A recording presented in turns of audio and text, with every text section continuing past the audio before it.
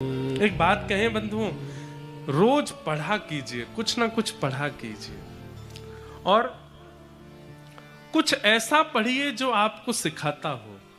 मैंने अनुभव किया है, आप दुखी रहना कम हो जाएगा। आपका दुख जीवन में नहीं आएगा ऐसा नहीं है, दुख तो आएगा, पर दुखी होना थोड़ा कम हो जाएगा अगर आप कुछ नित्य पढ़ते हैं तो। हमने कुछ समय से नियम बना लिया, हम रोज पढ़ते हैं कुछ। अब हम तो पढ़ते भी ऐसा है कि जो कुछ ना कुछ सिखाता ही है, ऐसा ही पढ़ना चाहिए। भक्तमाल जी पढ़ो, भागवत जी पढ़ो, रामायण पढ़ो, मानस पढ़ो, कभी किसी भक्त का चरित्र पढ़ो, जीवन गाथा पढ़ो, बहुत समझाता है। संसार की वस्तु पढ़ोगे तो संसार में और कैसे रमना है ये सिखाया जाएगा। किसी भक्त का चरित्र पढ़ोगे या भगवत वार्ताएं पढ़ोगे तो इस संसार से कैसे संभलना है, बचना है, ये सिखाया जाएगा। नित्य पढ़ो। निर्मत्सराणाम सताम, मात्सर्य दोष सबसे बड़ा दोष है, इससे बचने का प्रयास करो। विषय, अधिकारी। अब तीसरी बात आती है संबंध। भागवत जी हमारा किससे संबंध कराती हैं? तब कहते हैं वैद्यम वास्तवमत्र वस्तु शिवदम। कथा सुनने के बाद ठाकुर जी से संबंध हो जाता है। ठाकुर जी कोई अपने से लगने लगते हैं। आप संबंध मत बनाइए। आप ठाकुर जी को लाला मत मानो, आप ठाकुर जी को बेटा मत मानो, आप ठाकुर जी को भैया मत मानो। ठाकुर जी को अधिकार दीजिए कि आप जो चाहो वो मुझे मान लीजिए। ठाकुर जी को अधिकार दीजिए, हे नाथ आप जो चाहो उस संबंध में मुझे स्वीकार करो। आज ही ठाकुर जी से कह दो हम आपके कौन हैं, ये आप ही हमें बताओ। देखना ठाकुर जी बताएंगे। और नित्य पूछो ठाकुर जी हम आपके कौन हैं। अगर भक्त भी हो तो भी ठाकुर जी बता देंगे। या तो किसी जैसे क्या होगा सुनिएगा, ठाकुर जी से कहो ठाकुर जी हम आपके कौन हैं हमें बताओ। उसी के भाव से नित्य भजन करो, ठाकुर जी हमें बताओ हम आपके कौन हैं। नित्य इसी भाव से नाम जप करो, इसी भाव से कथा सुनो, इसी भाव से 7 महीना 1 साल जब बीत जाएगा ना तो ठाकुर जी सांकेतिक रूप से बताएंगे कि आप कौन हो। 2 संकेत विशेष हैं, उनमें पहला संकेत क्या है? पहला संकेत तो ये कि स्वप्न में ठाकुर जी अनुभव करके बता देंगे। स्वप्न में ठाकुर जी उसी संबंध से आपको संबोधित कर देंगे। या तो आपको बोल देंगे अरे मेरे भैया, तो भैया कह के मानो ठाकुर जी कह रहे हैं वो आपके छोटे भाई। मेरी मैया, मैया कह दें तो समझ जाओ ठाकुर जी कह रहे हैं मैं लाला हूं। ठाकुर जी कहते हैं बाबा तो समझो आप पिता हैं, वो पुत्र हैं। ठाकुर जी कहते हैं सखा तो समझो कि, और कहेंगे नहीं तो कई बार चित्रण दिखने लगेगा। मानो सुदामा चरित्र स्वप्न में दिख रहा है, श्री सुदामा जी के गले में गलवैया डाले ठाकुर जी जा रहे हैं, यह भी एक संकेत है। ठाकुर जी आपको बता रहे हैं वो आपके सखा हैं। गोपियों के संग रास विहार स्वप्न में दिख रहा है तो समझो ठाकुर जी कह रहे हैं तुम प्रियतमा हो, मैं तुम्हारा प्रियतम हूं। पहला संकेत स्वप्न में ठाकुर जी लीला का अनुभव करा देंगे। दूसरा संकेत किसी आचार्य या किसी वैष्णव या किसी वृंदावन से संबंध रखने वाले महापुरुष से आपको वो संबोधित करवा देंगे। आपने उनको प्रणाम किया और प्रणाम करके उन्होंने आपको देख करके कुछ कह दिया, अरे मैया तुम तो बड़ी भोली हो। अब मैया उनके मुख से भी निकले तो भी ठाकुर जी का संकेत मानो। अरे लालू लाली तू तो बड़ी प्यारी है। लाली मतलब ठाकुर जी आपके गुरु हैं, आप उनके शिष्य हो या बालक हो। इस प्रकार से संकेत ठाकुर जी करा सकते हैं उस भाव में कि ठाकुर जी का आपसे संबंध क्या। तीसरा संकेत और है क्या? कभी भी कथा सुनोगे, कभी भी कोई लीला सुनोगे, कभी भी कोई किताब पढ़ोगे या कभी भी किसी भक्त से या वैष्णव से चर्चा करोगे तो एक ही चर्चा बार बार होती है। कथा सुनी तो उसमें रास का प्रसंग आता है, लीला देखने गए तो उसमें भी रास का प्रसंग आता है, किसी से वार्ता हुई तो भी रास की बात होती है। 4 कथाओं में गए, चारों कथाओं में रास की ही बात हुई तो समझो ठाकुर जी गोपी भाव का संकेत कर रहे हैं। चार वैष्णवों से मिले तो चारों वैष्णवों से एक ही संबंध की चर्चा हुई, यशोदा जी के संबंध की चर्चा हुई, तो तक समझो ठाकुर जी संकेत कर रहे हैं। वैद्यम वास्तवमत्र वस्तु शिवदम। ठाकुर जी से संबंध होना ये कथा का एक संकेत है, कथा का एक फल मान लीजिए कि ठाकुर जी के प्रति फिर भगवान की बुद्धि नहीं है, ठाकुर जी के प्रति कोई भगवत बुद्धि नहीं है, ठाकुर जी के प्रति अब अपनत्व की बुद्धि प्रकट हो चुकी है। कई लोग बोलते हैं हम मंदिर जाते हैं तो ठाकुर जी को देख के नेत्र सजल हो जाते हैं। नेत्र सजल क्यों होते हैं? हम कथा सुनने जाते हैं तो नेत्र सजल हो जाते हैं। हम किसी संत महापुरुष के दर्शन करते हैं तो हमारे नेत्र सजल हो जाते, क्यों? नेत्रों से आंसू क्यों आता है? कई जन्मों से बुला रहे हो, कोई तो नाता जरूर होगा। हमारे हृदय का एक स्वरूप है कि वो अति सामीप्यवर्ती का जब दर्शन करता है तभी उसमें भाव प्रकट होता है। हमारा मन ऐसे ही किसी के सन्मुख भाव प्रकट नहीं कराता। अति सामीप्यवर्ती जब सामने आता है या अति हृदय स्पर्शी कोई बात कह देता है तभी उसमें भाव प्रकट होता है, उसमें भावुकता आती है। ठाकुर जी को देख के, ठाकुर जी के जनों को देख के, कथा सुन करके यदि भाव उमड़ रहा है उसमें मतलब ठाकुर जी कोई संकेत कर रहे हैं। मैंने कई भक्ति पथिकों के मोबाइल फोन की स्क्रीन जो फोटो लगाते हैं ना, उस पर यह श्लोक लगवा रखा है। ये भगवत गीता के 2 श्लोक हैं। व्यक्ति का नाश कैसे होता है भगवान इस श्लोक में बता रहे हैं। भगवान कहते हैं ध्यायतो विषयाम पुंसः। अर्जुन, व्यक्ति जब विषय का चिंतन करता है, विषय भोगता नहीं है, केवल सोचता है। कमरे में पड़े पड़े बिस्तर पर लेटे लेटे किसी विषय भोग का चिंतन करता है, वहीं से ही उसका नाश होना शुरू होता है। अर्जुन बोले कैसे?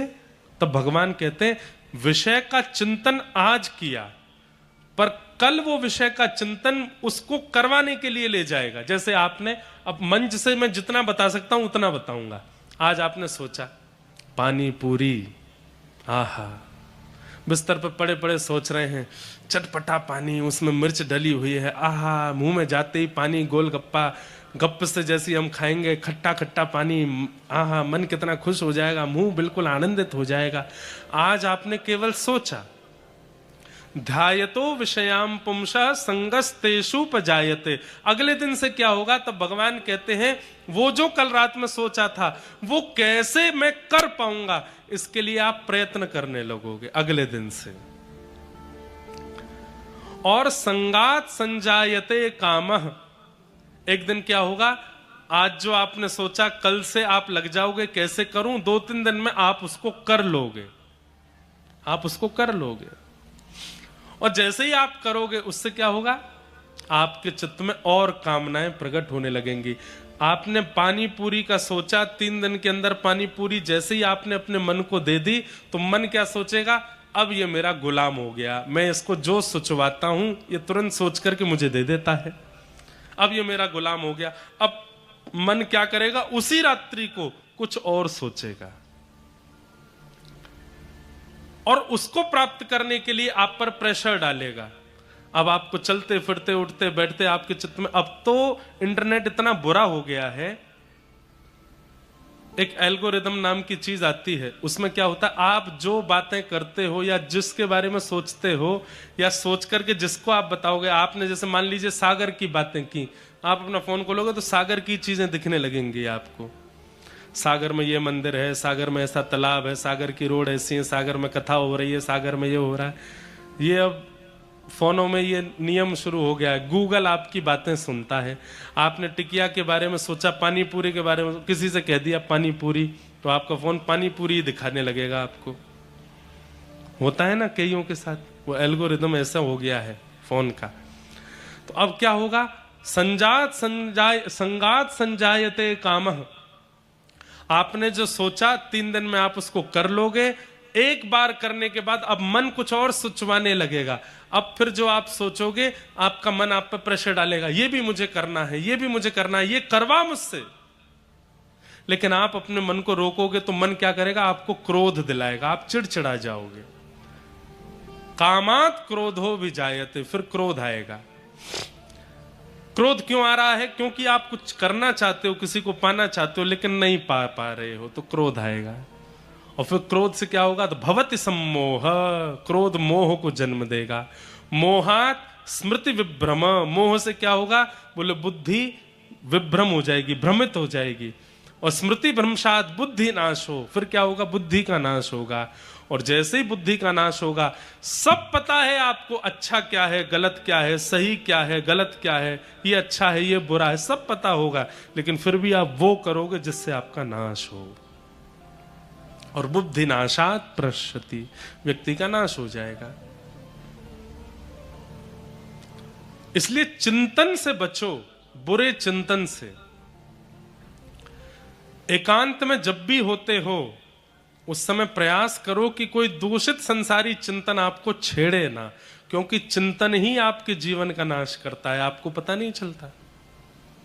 इसलिए एकांत में भी व्यस्त रखो स्वयं को, कुछ ना कुछ करते रहो। भागवत जी का कुछ श्रवण करते रहो, भागवत जी का कोई एक अध्याय पाठ कर लो, रामायण जी पढ़ लो, गीता जी पढ़। एकांत मन को रहने मत दीजिए। आप जैसे ही मन को एकांतिक करोगे तुरंत मन में कोई विकार उत्पन्न होगा। तो वो महात्मा आज उन्होंने प्रसाद पाया, प्रसाद पाने के बाद उन्होंने कहा कि 40 साल मुझे भजन करते हो गए, किसी की सुंदरता देख के दोबारा देखने की इच्छा तो मेरे मन में प्रकट नहीं हुई, कुछ तो गड़बड़ हुआ है। लौट करके माँ के पास गए, बोले माँ मैं सप्ताह में एक दिन आपकी कुटिया प्रसाद पाने आता हूँ, इतने साल से पा रहा हूं, आज तक ऐसा नहीं हुआ, आज कुछ विचित्र हुआ मेरे साथ, आपने भोजन में कुछ अलग डाला था क्या? मां बोली नहीं, आप हर समय तोरई की सब्जी और एक रोटी खाते, मैं वही बनाई थी। कुछ नमक ज्यादा या नींबू ज्यादा या कुछ और व्यंजन मिलाया था क्या? बोले कुछ भी नहीं किया। फिर मेरे मन में ये विकार कैसे आया? आप जहां से सब्जी खरीदती हैं वहीं से लाई थी। बोले सब कुछ बिल्कुल वैसा ही था जैसा 40 सालों से है, तो फिर आज परिवर्तन चित्त में क्यों आया मेरे? तब मां ने थोड़ा विचार किया और सोच के बताया, महात्मा एक बात इस बार नई हुई थी। बोले क्या? बोले मैं रुई की बाती बनाती हूं, बाती बना करके बाजार में बेचती हूं, उससे जो धन मिलता उससे मैं रसोई का सामान लाती हूं। पर इस बार एक बात हुई थी क्या कि मैं जब रुई की बाती बना रही थी तो जिस प्रकाश में, दिए के प्रकाश में बैठ कर के बाती बना रही थी, वो दिया बुझ गया था, उसका तेल खत्म हो गया था। थोड़ी सी रुई बची थी, तो थोड़ी सी रुई बचने उसके लिए मैंने सोचा रात्रि हो गई है, अब मैं और तेल डाल के दिया क्या जलाऊं। आंगन में पड़ोसी की खिड़की पर दिया जला है, उसका प्रकाश आ रहा है, थोड़ी देर इसमें बैठ के बना लेती हूं। पड़ोसी के आंगन से आने वाले प्रकाश में बैठ करके मैंने दिया बनाए। महात्मा बोले पड़ोसी कौन है? इसके यहां धन कहां से आता है? बोले पड़ोसी मैंने सुना है कि उसकी पत्नी बच्चे यहां रहते हैं, आदमी तो बाहर ही रहता है। क्यों? वो डाकू है, वो जगह जगह जाके चोरी चकारी करता है, उससे जो धन मिलता है उसी से उसका घर चलता है, महीना 2 महीना में एक बार आता है।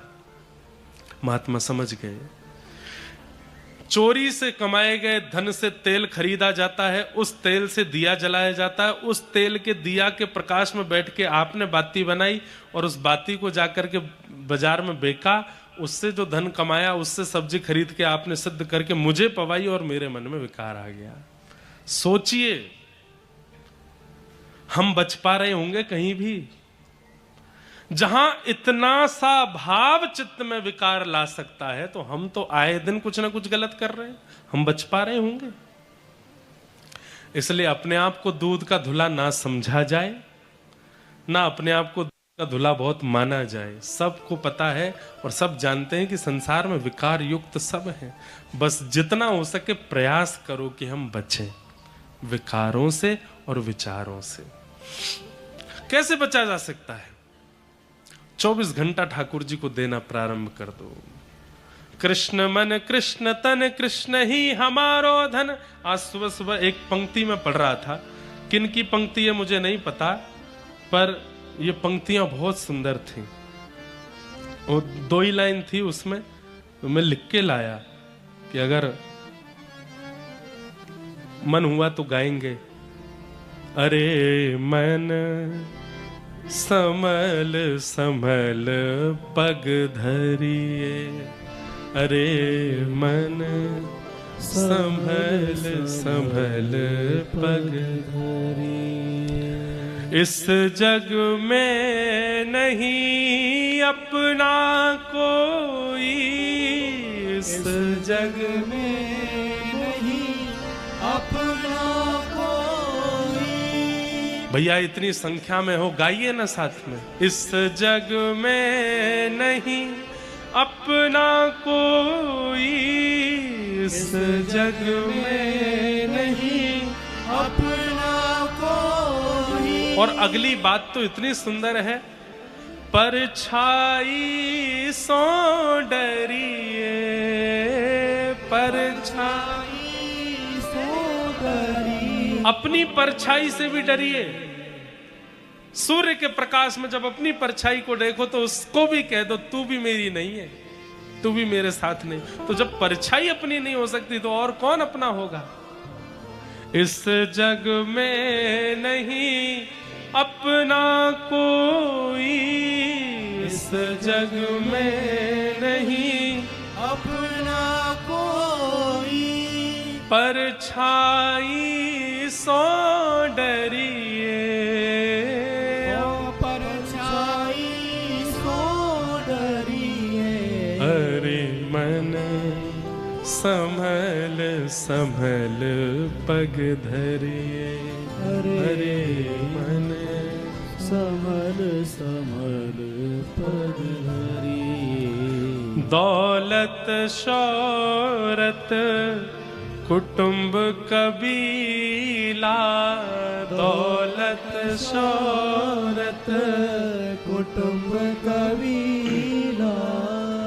इन सोने कबहु न करिए, इन सोने कबहु न करिए। तो फिर राम नाम सुख धाम जगत में, राम नाम सुख धाम जगत में। हे राम नाम सुख धाम जगत में, राम नाम सुख धाम जगत में।